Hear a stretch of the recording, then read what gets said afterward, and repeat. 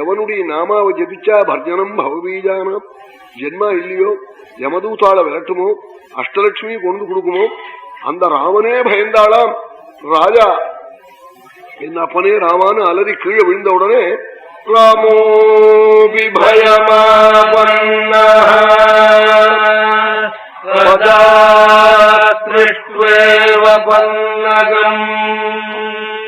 தாரக நாமா ராமநாமா. ராமநாமா ஜபிக்கிற குடும்பத்துல அகாலத்துல மரண பயமே வராது, நரக யாத்தனையே இல்லை, கஷ்டங்கள்லாம் நீங்கி போயிடும். அதுக்காகத்தான் கோவிந்தபுரம்னு காவேரி தீரத்திலே போதேந்திராளுடைய சமாதி,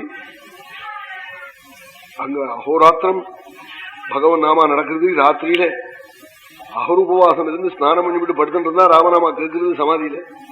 அதுக்காக ஆச்சாரியெல்லாம் அங்க போய் படுத்துட்டு இருப்பாள். அப்படிப்பட்ட மகாட்சேத்திரம்.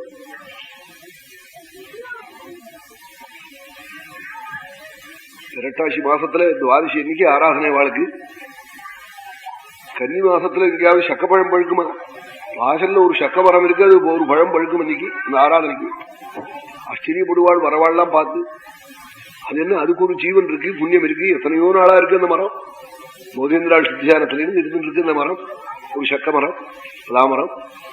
அப்படி போதேந்திராள்லாம் ராமநாமா ஜபிச்சிருக்கா.